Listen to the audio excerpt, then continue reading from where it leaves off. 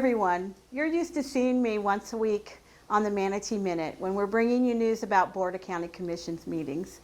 Currently, with the COVID-19 problem, we are on hold for those meetings. We'd like to bring you a regular weekly update. Wanted to bring you up to date on county buildings right now, our county offices. While all of our employees are still working for you, many of them are working remotely. A lot of our field operations are still happening the same way they were before the crisis, but our county buildings are right now closed to the public. Another important reminder to everyone, when calling 911, be honest. If you're calling about COVID-19 concerns and symptoms, answer all the questions honestly and to the point. We want to make sure that all of our first responders are able to help you and that they're safe and that everyone in the community is safe as well. One of the reasons we're here at our beach patrol out here on Coquina Beach is that our beaches and our boat ramps are currently closed. I'm thrilled to be joined by our chief here, Joe Westerman. Joe is also the president of the Florida Beach Patrol Chiefs Association, and we're going to be showing Joe just to my right here. We're practicing social distancing, just as all of you should be. And I want to ask Joe a few questions. How you doing out here today, Joe? Good, Cheri. We're keeping our 6 feet, so that's good, right? Yes, it is.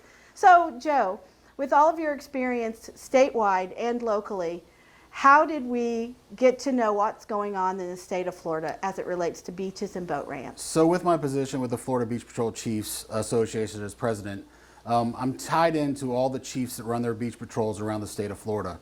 And what that does is it allows me to have an email chain from them as far as what closures are happening around the state. And it was able for us to keep up to date with those and ask questions. There's about 45 of us that share information back and forth. And it was able for us to really communicate what beaches were closing, what time they were closing, what their operations were looking like during the closing, as well as boat ramps and other recreational activities. We've stayed in contact since this whole thing got started, and we just keep sharing that information back and forth. We've obviously noticed by being out here, it's beautiful out here. We understand why citizens would want to be out here. We came to some of these decisions based on some of the popularity of this area and the fact that we're trying to slow the spread of COVID-19.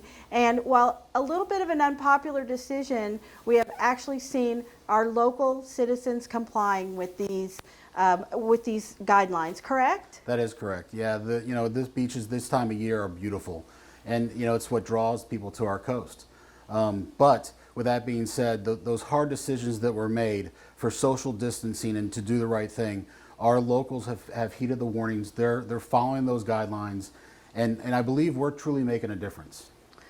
I think you're making a difference also. Some people might wonder, though, if the beaches are closed and the boat ramps are closed, what are you doing out here? What's your staff doing? Our staff is still working. So some of my staff that are state certified EMTs are doing temperature checks and checking people in at critical areas. Some of them are working the boat ramps, asking the questions that need to be asked. And then some of the staff are still currently working the beaches. Although our beaches are closed, they still attract and draw people to our area. So we're still there advising people of that social distance.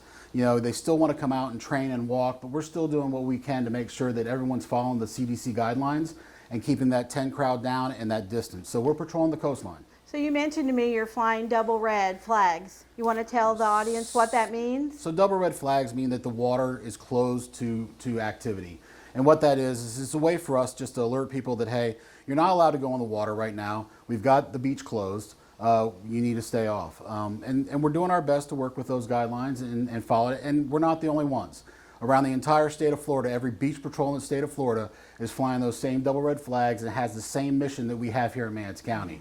From the Panhandle all the way down to Miami. It's the same message is being sent. Well, I think it's reassuring for everyone to know how plugged in Chief Westerman is with all of the beaches across the state, and these are hard decisions, but what I've tried to remind everyone is they're temporary.